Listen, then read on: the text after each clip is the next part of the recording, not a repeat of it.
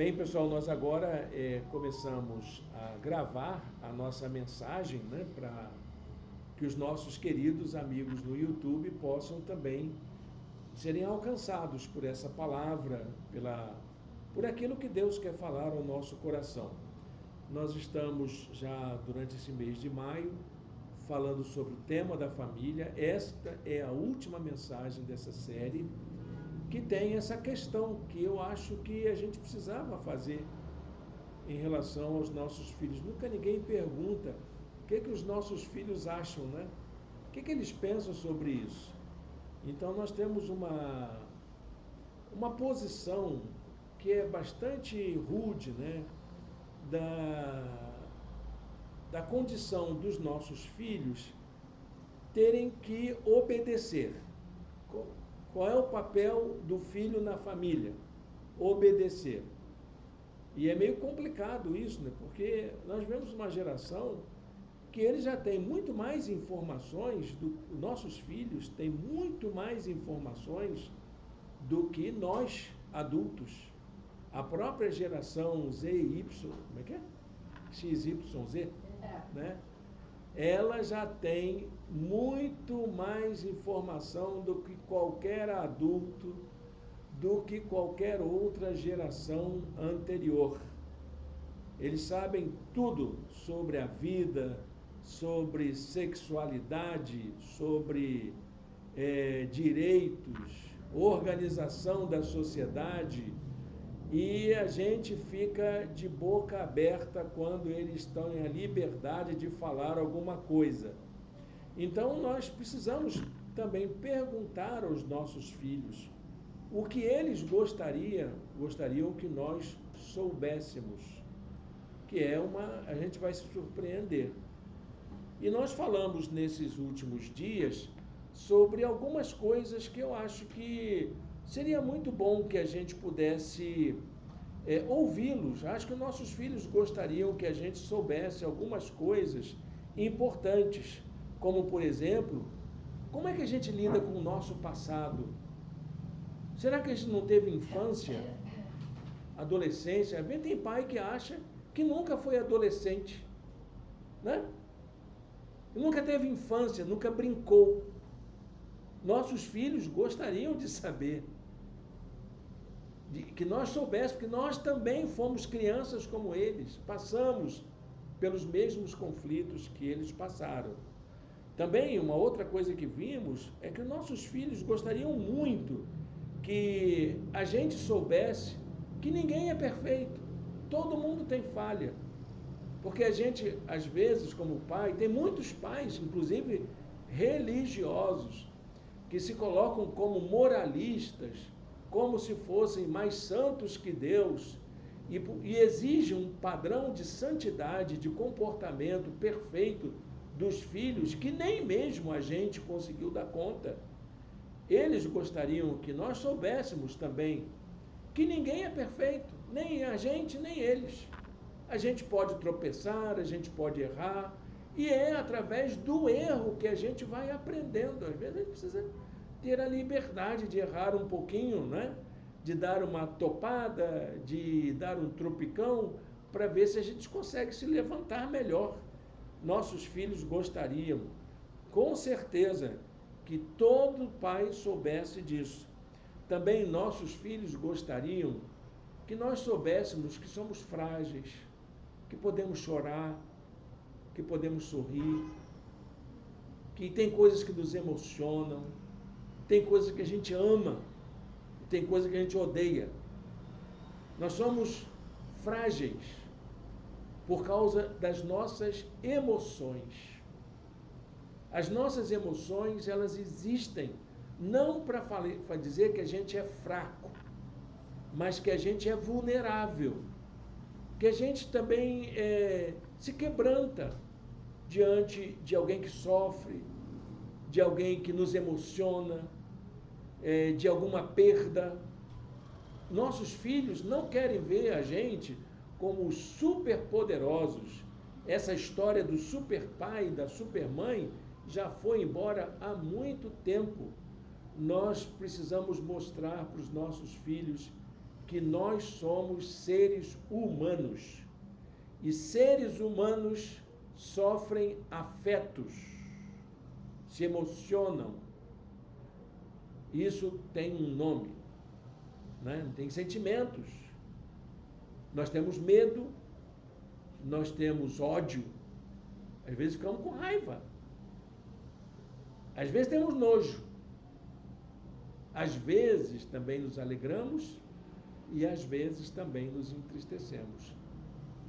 Tudo depende das circunstâncias, as circunstâncias nos afetam, o outro nos afeta, nos interpela o tempo todo.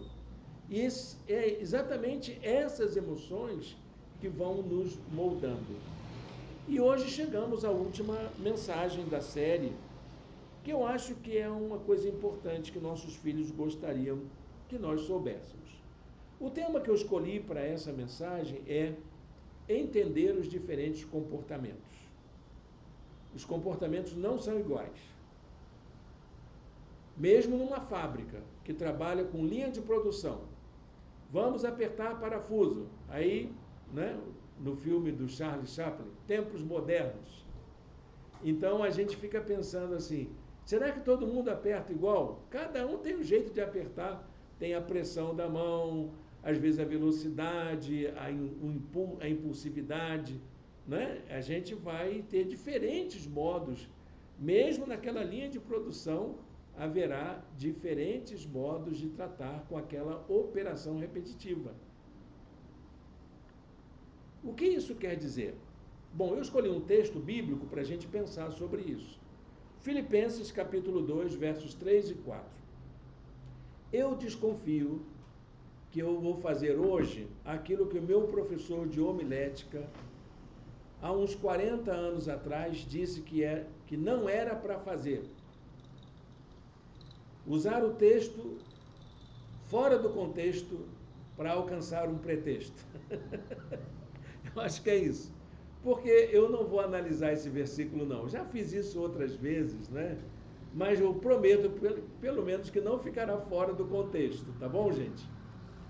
O texto diz assim: nada façam por ambição egoísta ou por vaidade, mas humildemente considerem os outros superiores a si mesmos. Cada um cuide não somente dos seus interesses, mas também dos interesses dos outros. No final você vai entender que isso tudo tem a ver com o que eu vou falar hoje. Porque a mensagem de hoje é sobre aquilo que os nossos filhos gostariam que seus pais soubessem. Os nossos filhos gostariam que nós soubéssemos que vivemos num mundo plural. Não vivemos num mundo onde todo mundo tem o mesmo comportamento. Não vivemos num mundo uniforme. Nós vivemos num mundo em que existem necessidades diferentes. Nós vivemos num mundo que as pessoas têm comportamentos diferentes. Nós vivemos num mundo em que as pessoas têm desejos diferentes. Nós vivemos num mundo em que as pessoas têm desenvolvimentos diferentes. Isso é algo que a gente, em pleno século XXI, precisa reafirmar. Não vivemos num mundo unívoco. Palavrinha difícil, né? Aí você já sabe que quando eu falo difícil é sinal que eu estou nervoso, né? Mas eu não estou nervoso, não.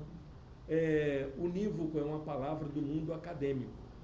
Então, na academia, tem a coisa da univocidade, que é uma só maneira de pensar, uma só explicação teórica, um jeito só de explicar. Existem essas coisas, né? Por exemplo, toda água cai para baixo. É unívoco isso, né? Todo mundo concorda com isso. Não tem água que cai para cima. Existe água que cai para baixo. Ok. Então isso é unívoco. Mas não é o caso do mundo. No mundo, nós não somos iguais. Nós não somos iguais. Nem mesmo numa família as pessoas são iguais. Você já deve conhecer casas, famílias que tiveram gêmeos, né? Iguaizinhos, aqueles gêmeos univitalinos, como é que é? Iguais, aqueles, como é que você falou que era o igual? Esculpido em mármore de Carrara, não é isso? É isso que você falou, não aquilo que você falou, só para descontrair um pouco, tá, gente? Então, mesmo numa casa onde gêmeos idênticos, criados no mesmo sistema moral, com a mesma formação, educados na mesma escola, com o mesmo nível, um vai ter um comportamento completamente distinto do outro. Não somos iguais. Graças a Deus, né? Não existe uma outra pessoa igual a mim no mundo. Ainda bem, né? Se eu dou trabalho, imagine 2 iguais a mim, né?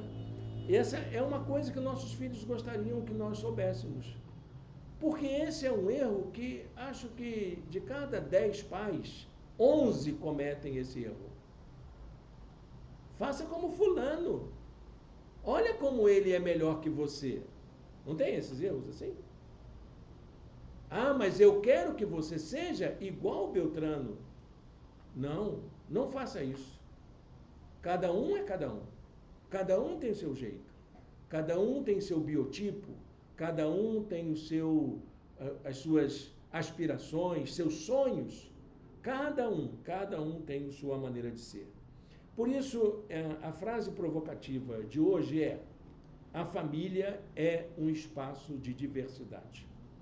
Nós precisamos descobrir isso. E isso não é ruim. É bom que a família seja um espaço de diversidade. Como que nos alegra ter aquele membro da família mais divertido, extrovertido, e como tem aquele mais sério, mais pensativo, né? Mais ponderado. Todos são importantes. Todos são importantes. Eu vou contar uma história para vocês de quando eu estudava inglês. Eu levei meu filho, a ideia era a gente fazer o curso de inglês juntos. Ele era adolescente. Na minha turma tinha um menino, eu não sei o que ele tinha, que ele era calado, soturno, usava sempre preto, meio dark, aquelas coisas assim, né? Mas todo mundo tratava ele com respeito. E aí teve, então, o encerramento do período, e a professora, que era muito novinha, devia ter uns 20 anos, era muito novinha, ela marcou prova oral. Todo mundo ficou apavorado. Aí no dia marcado, todo mundo chegou cedo para ver o que ia acontecer naquela prova oral. Não sei por que cargas d'água, aquele menino que ficou o semestre inteiro calado, sem falar nada, quando a professora chegou e perguntou quem queria ser o primeiro, ele se apresentou. Eu. Vai. Não deu 5 minutos, o menino saiu. Aí, beleza, ó, foi tranquilo. Aí, não, fica aí que a gente vai querer saber até o final. Quando chegou a vez de cada um, o teste foi simples, fácil. Todos passaram no teste. A professora estava um doce, amável, agradável. Aí quando acabou, todo mundo acabou, nós cercamos o colega, né, aquele caladão, né? Eu disse, o que você fez? Ela disse, não, ela só me perguntou em inglês o que eu gosto de fazer nas férias. E eu respondi para ela em inglês que eu gosto de perseguir professores. Que eu tenho uma vontade de matar professores. Era uma prova, era uma ficção. Tadinha da professora. Quem diria que aquele menino escondido, né, iria trazer, e a gente ria muito daquilo, porque ele falou uma ficção, porque a prova era só uma ficção mesmo. Ele apenas usou o estereótipo dele para poder criar uma condição e facilitar a vida de todos os colegas. Nunca esqueci disso. Quem diria, né, que alguém tão fechado pudesse se preocupar tanto com os outros? E criar uma situação fantasiosa para mexer com a fantasia de uma professora, coitada, tão ingênua, acreditando nessas histórias de filme de terror, né? Desses filmes criminais. É assim a nossa casa. A nossa casa sempre tem aquela pessoa mais palhaça, se me permitem falar assim. Mas existe aquela pessoa mais séria, que assume compromisso, que organiza as festas, né, que faz as coisas direitinho, que tem tudo em ordem, a documentação, as fotos da família, estão todas com ela, pode contar com ela, ela está ali. E assim é a nossa casa. Às vezes essas condições pessoais podem criar conflitos, podem causar ciúmes, podem causar constrangimentos, mas também podem contribuir muito para o crescimento do outro, para se preocupar com alguém. Então, cada membro da família é uma pessoa única. Não me compare com ninguém, por favor. Eu sou só eu. Independente, livre e capaz de construir sua própria identidade. Ah, mas meu filho é pequenininho. Desde pequenininho já começa a aprender a se tornar independente, a ter vontade própria, a decidir. Minha sobrinha de 4 anos aprendeu a falar segue-me, segue-me. Aí eu perguntei ontem para ela, onde tem uma tomada para eu carregar o meu celular? Aí ele, segue-me. Aí levou lá no banheiro social da casa, tinha uma tomada. Não é que tem mesmo? Muito obrigado. Segue-me. Independente. É isso que nós somos. Todos nós somos assim. Então, meus queridos, minhas queridas, quem me ouve aqui na internet, a diversidade, essa pluralidade de formas humanas, não é uma ameaça à vida em família, nunca foi. Família não segue padrões e pré-estabelecidos. Família é formada por gente e cada um membro da família tem o seu jeito. A diversidade, na verdade, é uma oportunidade rica, proveitosa, da gente aprender a lidar com as diferenças que existem no mundo, a construirmos relacionamentos que possam ser saudáveis e duradouros, apesar de nós mesmos. Então, meus queridos, minhas queridas, não queiram impor padrões de comportamento a ninguém. Não queiram formar estereótipos. Ah, porque o filho mais velho cuida do irmão mais novo. Às vezes pode ser o contrário. Né? Não queira impor modelos de família, porque nem mesmo a Bíblia tem um modelo único de família a ser seguido.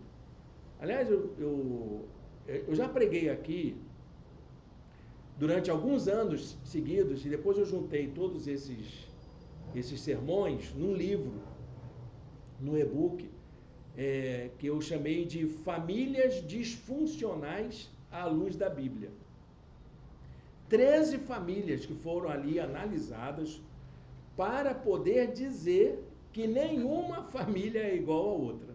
E se você procurasse a minha família como é que é, também é uma bênção, como foi a família de Abraão, como foi a família de Noé, como foi a família de tantos personagens da Bíblia, como foi até mesmo a Sagrada Família de Jesus, que não era uma família normal, não era uma família normal. E a sua família também, graças a Deus, não está dentro desse padrão de normalidade que tentam impor a nós o tempo todo. Nós precisamos fazer o que então? Investir mais tempo na convivência com a nossa família em meio a todas essas diferenças. A fazer com que a gente possa, juntos e juntas em casa, construir o nosso futuro, o nosso legado. O que é que nós vamos produzir de proveitoso para construir a nossa própria personalidade, a nossa individualidade? Precisamos, em nossa casa também, deixar canais abertos de comunicação, para a gente poder dialogar com o diferente. Porque o diferente nos ajuda a que a gente entenda a nós mesmos. Então, há um fato aí que é um dos processos mais complicados da vida humana, é que nós somos seres capazes de nos comunicarmos. O ser humano é capaz de fazer isso. Aliás, é próprio dos seres vivos, né? Os seres vivos, de um modo geral, se comunicam. Eu uma vez estava estudando sobre a comunidade das abelhas. As abelhas, para existirem, elas precisam emitir sinais umas para as outras, para que elas sigam a sua produção normal e consiga manter a colmeia existindo. Assim também é a nossa casa. Nós precisamos aprender a gostar de comunicar, porque a habilidade para nos comunicarmos, nós já temos. O problema é que se a gente gosta de fazer isso. Existe, eu não sei se é doença, mas é uma das fobias que a gente desenvolve, que é chamado de diafobia. Você sabe o que é diafobia? Já ouviu, Solange, esse nome? Diafobia é medo de dialogar. Medo de dialogar. Será que o outro vai gostar do que eu penso? E se ele souber que eu tenho essa opinião? Não tenha medo. Na casa, na família, nós precisamos vencer essa tal de diafobia, medo de ter diálogo. Por isso, meus queridos, minhas queridas, diversidade não é novidade. O mundo, quando lida com a pluralidade nos dias atuais, não está inventando a moda, não é invencionice. O que está acontecendo no mundo hoje é que as pessoas estão se dando conta de que nós somos diferentes, sim. E essa diversidade, essa pluralidade faz bem, faz muito bem. É boa. É como a gente olhar para uma árvore cheia de flores, folhas e frutos. Pode observar cada uma delas. Uma não é igual à outra. Não é igual à outra. Quando a gente fala dessa pluralidade, tem duas coisas que a gente precisa lembrar. Duas coisas importantes. Primeiro, é que essa pluralidade, ou isso que nós chamamos de pluralismo, aliás, eu estudei aí, eu tentei falar, vou falar de sociologia da pluralidade. Não, eu não vou falar isso não, mas há duas coisas que a gente precisa lembrar. Primeira, há uma diversidade de formas de ver o mundo. As pessoas veem o mundo de forma diferente, têm opiniões diferentes, interpretam de forma diferente, compreendem o mundo, cada um ao seu modo, de um ponto de vista diferente. A velha história do professor de cegos, que queria que seus alunos conhecessem um elefante, e levou as crianças para conhecer os elefantes tocando no elefante. Só que um tocou na perna, o outro tocou na barriga e o outro tocou no rabinho. Aí o que tocou na perna disse: é um poste. O que tocou na barriga disse: é um muro. E o que tocou no rabinho disse: é um espanador. Mas para que eles pudessem entender que era um elefante, eles precisavam juntar suas opiniões. São as maneiras diferentes de ver o mundo que ajudam a gente a construir a compreensão da realidade. Não é só a nossa visão que vale. A nossa visão toda ela é deturpada. Ela é sempre atravessada pelos as nossas informações que temos, às vezes nossos desconhecimentos, enfim, a nossa visão, ela é sempre limitada e deturpada. Para que a gente tenha uma visão melhor, a gente precisa compartilhar. Precisa ouvir a opinião do outro. Precisa dialogar para a gente poder chegar ao entendimento. A segunda coisa que o pluralismo envolve são as diferentes formas de vida, de manifestar a nossa existência. Existem pessoas que adoram ficar no seu cantinho. Existem pessoas que adoram viajar o mundo. Mas quem é melhor? Quem está certo? Nós precisamos de todas as expressões de vida para que a gente possa compreender o mundo que nós vivemos. Demanda essas diferentes formas de conviver. A gente lidar com o diferente dá muito trabalho, muito trabalho. Seria mais fácil a gente seguir a uniformidade, todo mundo daquele padrãozinho, como se fossem soldadinhos de chumbo. Mas não é assim, o mundo não é assim. O mundo é feito de pessoas diferentes. Quando eu comecei a dar aula, gente, eu já fui professor de escola primária. Eu fiz normal, né? Viu? Era o tio, usava barbinha, e na época estava em moda um bonequinho, e eles me chamavam do nome do bonequinho, Tio Falco. Era eu. Primeira coisa a fazer na sala de aula, eu olhei aquela montoeira de crianças, 40 crianças numa sala de aula, e disse, eu preciso entender a cada um. Eu preciso entrar no universo de cada um.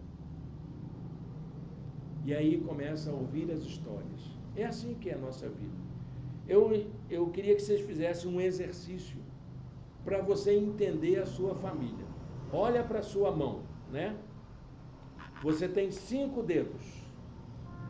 Todos são importantes. Só que nenhum é igual ao outro. Você precisa de todos. E cada dedo tem a sua função. Cada um serve para uma coisa. Nenhum deles é inútil, de tal maneira que você não pode arrancar e jogar fora porque está atrapalhando. Você precisa de todos eles.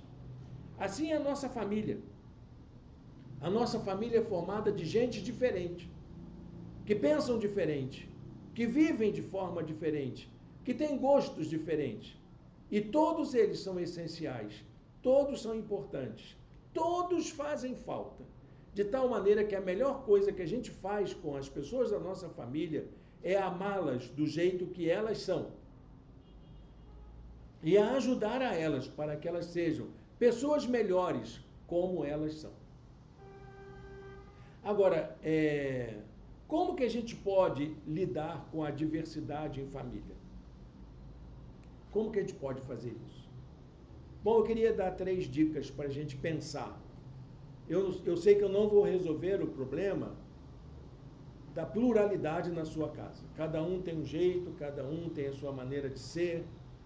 Mas vamos pensar em 3 coisas que são importantes para a gente ir nos nossos relacionamentos, né? Aí tem aquela que tem muitos netos para se relacionar, né, Dailise? Como é que você cuida dessa diversidade? Outro tem muitos filhos, outro tem muitos tios e parentes em volta, outro tem muitos primos. Solange foi criada, eu fico pensando como é que foi a infância da Solange, a adolescência dela. 8 primas, da mesma idade, na mesma faixa etária. Mas 8 eram diretas, né? Cresceram assim. Quando eu estava para casar, eu pensei, meu Deus, eu não posso separar isso. Eu não posso tirar isso. Aí eu disse, eu tenho que criar canais de comunicação, pelo menos para ela se relacionar com todo mundo. E quando ela estiver com as primas, eu já sei que eu vou ser esquecido. E é isso mesmo. Quando elas estão juntas, meu Deus, não existe mais nada mais importante do que aqueles momentos que elas passam juntas. Cada uma do seu jeito. Cada uma um jeito de rir, um jeito de brincar. Cada uma com um gosto diferente. Porque é isso que é a nossa casa. A nossa família é isso. Graças a Deus por isso. E você vai dar graças a Deus comigo por isso também, pela sua família ser tão diferente. A primeira coisa que a gente precisa aprender a lidar com essa família plural que é a nossa família, a gente precisa aprender a construir consensos. A palavra consenso, ela vem do mundo do direito, da administração de conflitos, gestão de conflitos, mediação de conflitos. A mediação de conflitos é um ato jurídico para poder criar consensos, não para resolver problema. Eu acho muito interessante isso, essa área é muito rica. Então, mediar conflitos não é para eliminar os conflitos, mas para que as pessoas consigam estabelecer consenso. A arte de buscar consenso envolve a gente fazer ajuste na gente e esperar que o outro seja capaz de fazer ajustes com ele também. É isso que é o consenso. Eu preciso fazer ajustes comigo, nas minhas emoções, na minha maneira de pensar, no meu comportamento, nos meus sentimentos. E o outro também vai precisar fazer isso. Porque é nesses ajustes em que nós somos capazes de fazer que nós podemos conviver melhor. O consenso requer que as pessoas envolvidas sejam capazes de fazer um esforço mínimo para viver em comum. De abrir mão de alguma coisa para que a gente não perca o outro. É isso que é consenso. Temos que ser capazes de fazer isso. Os pais têm que aprender a conviver com o diferente. Fazer consenso, exatamente para não perder um filho. Os filhos têm que aprender a fazer uso de consenso para não perder os seus pais. Abrir mão de alguma coisa para não perder os seus pais. Para não perder aquela convivência. Nós precisamos urgentemente fazer isso nas nossas casas. Romanos 10:12 lembra a gente, não há diferença entre judeus e gentios, pois o mesmo Senhor é Senhor de todos, abençoa ricamente todos os que o invocam. Deus é capaz de abençoar a cada um na sua diversidade, no seu jeito de ser, no seu modo de ser. Ele não precisa ser como eu penso. Eu posso abrir mão do que eu penso para que ele se sinta abençoado também. A nossa família é espaço para a gente aprender a fazer isso. Uma vez, um pai foi na minha casa de madrugada dizer que estava aborrecido porque ele descobriu que a filha solteira estava grávida. Pai, o pastor, eu vim aqui, ele não era nem membro da igreja, a esposa que era, a família frequentava ele, era membro da igreja, e ele só assistia aos cultos. Eu vou expulsar a minha filha de casa, eu vim aqui para avisar o Senhor. Senta aqui, irmão, vamos conversar sobre isso. Sua filha errou, é verdade. E eu sei que o senhor está chateado, porque não foi isso que o senhor educou sua filha, não é verdade? É verdade. Mas vamos pensar, vai vir um neto ou uma neta aí. O senhor tem neto? Não. Vai ser o primeiro. Seu neto vai crescer. Sua neta vai crescer. Como que você quer que essa criança, que hoje não sabe de nada, não pediu para vir ao mundo, não escolheu o modo de vir ao mundo, como é que o senhor quer que essa criança te olhe lá no futuro, quando ela tiver com seus 10, 12, 20 anos? Aí ele parou, pensou, chorou muito, voltou para casa, já mais conformado, conversou com a filha, acolheu a filha. O pai da criança não assumiu a paternidade, ele teve que aguentar a gravidez toda com a filha em casa, deu todo o suporte. E eu ainda arrumei problema para mim, porque quando a menina foi dar à luz, foi o meu carro. Ele foi de madrugada de novo lá em casa. Pastor, leva a minha filha, porque vai ganhar neném. E foi eu levar a menina para ganhar neném. Nasceu uma menina linda, linda, tão linda, que era a alegria da família. Ah, se aquele pai não fosse capaz de criar consenso. Outro dia eu estava olhando no Facebook. Aquela menina está casando, feliz da vida. O pai já faleceu, teve um problema cardíaco. Que seria, né? Olhar para o futuro. A gente consegue fazer isso? Pensa na hora, né? A gente precisa aprender a buscar consensos. Ceder um pouquinho não faz mal nenhum a ninguém. A segunda coisa que a gente precisa aprender é aprender a acolher a diversidade em família. Acolher o diferente. A coisa mais dolorosa para um pai e uma mãe é perder um filho. Um dia fui num sepultamento de uma menina. Acho que Solange deve lembrar. Filha de um casal da igreja mãe. E a menina morreu de uma forma tão estranha. Saudável, linda. Uma adolescente já entrando para a vida universitária. Os pais cheios de planos e sonhos, a menina passa mal e morre. E aí entrou no dia do velório, né, que estava naquela cerimônia fúnebre que a igreja fez, foi um católico, um desses da pastoral, da funerária, né, não sei como é que se chama, e ele disse que existe uma coisa que o mundo não entende. Ele falava assim, quando um cônjuge perde o cônjuge, é chamado de viúvo. Quando um pai perde, ou quando um filho perde um pai, ele é chamado de órfão. Mas quando um pai e uma mãe perdem um filho, não tem nome. Porque a dor é tão grande que é inominável. Nós não temos como descrever essa dor. Perder um filho por qualquer razão, porque ele foi preso, porque ele está nas drogas, porque ele deixou a casa, porque pensa diferente em alguma área da vida, é algo doloroso para qualquer família. E nós precisamos acolher, aprender a acolher, para que essa dor não se aloje na nossa casa. É uma das lições mais difíceis para se aprender em família, é que existe uma coisa que a gente vai ter que enfrentar. Depois que a gente perde alguém querido, existe vida.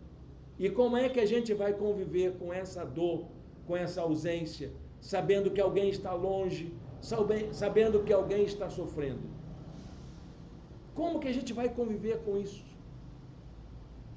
Como que a gente vai viver lembrando de que alguém pode estar sofrendo a essa hora porque foi rejeitado na nossa casa? Olha, gente, desenlaces, partidas, perdas, decepções, rompimentos, isso, gente, acontece em todo o tempo. Nós fazemos essas rupturas em todo o tempo. Mas uma ruptura não é fim de linha. Vida segue. E a gente precisa cuidar dos danos.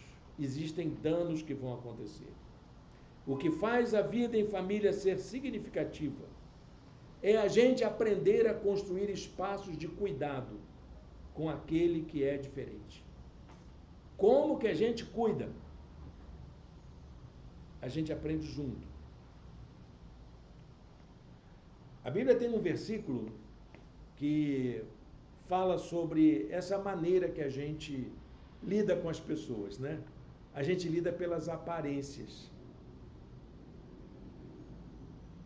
E a Bíblia diz que quem cuida do outro somente pela aparência comete um pecado.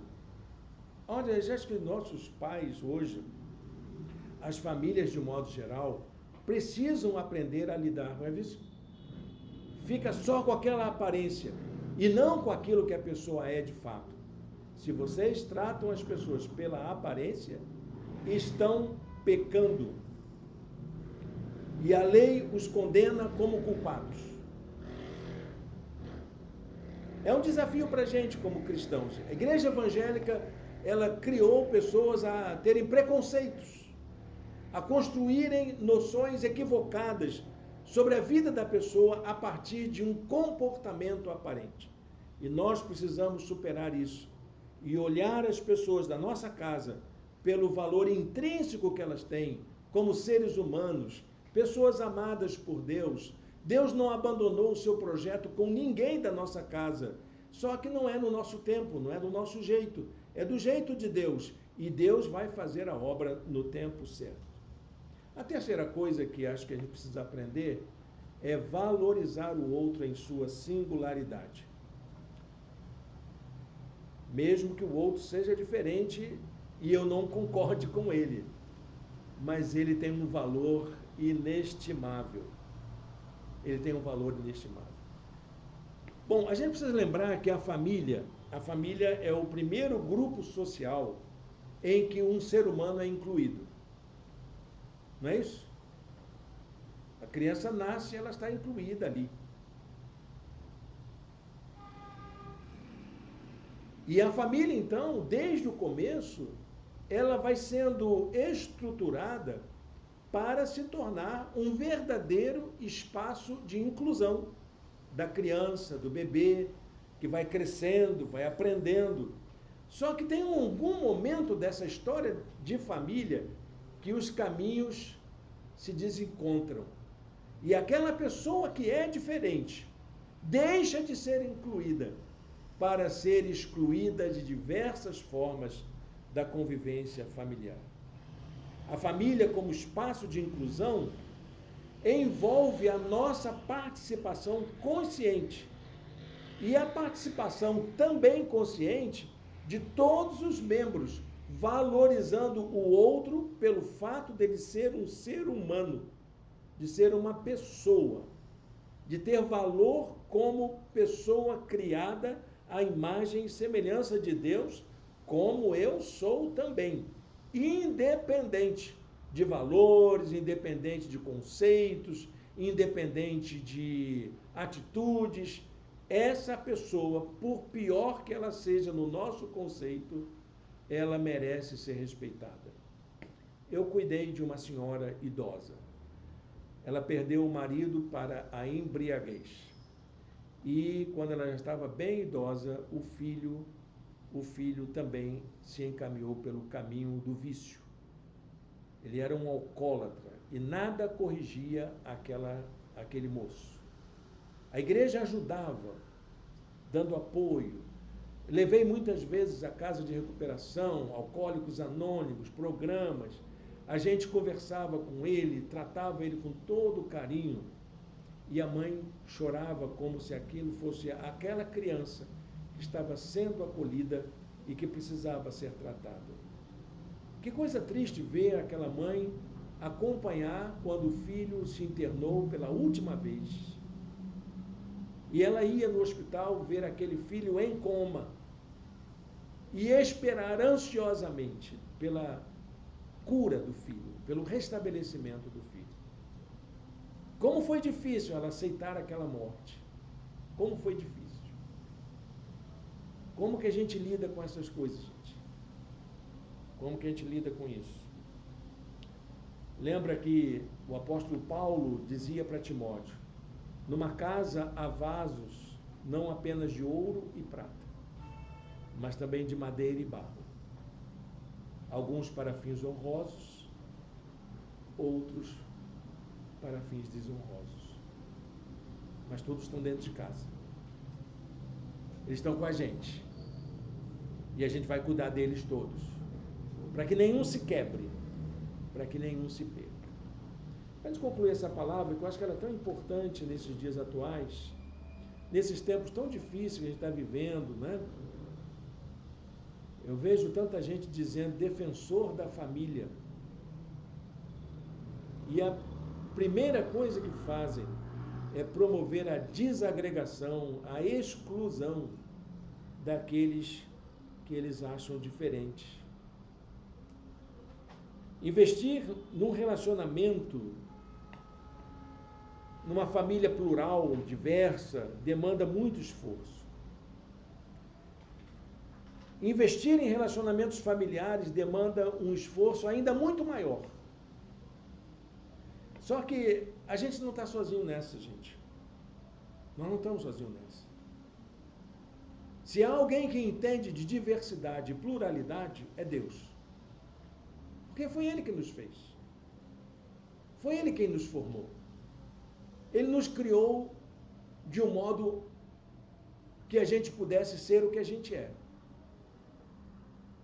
E se eu preciso aprender a conviver com aquele que é diferente de mim, ou no meio dessa diversidade, ou no meio dessa pluralidade, eu só posso contar com o socorro divino. Eu gosto muito da expressão de Paulo sobre a igreja lá em 1 Coríntios. Paulo, ele diz que a igreja é uma diversidade. É uma família diversa. Uma família plural. Como que a gente aprende a conviver isso? Então ele vai dizer o seguinte: há diferentes dons, mas o Espírito é o mesmo. Há diferentes manifestações, mas o Senhor é o mesmo.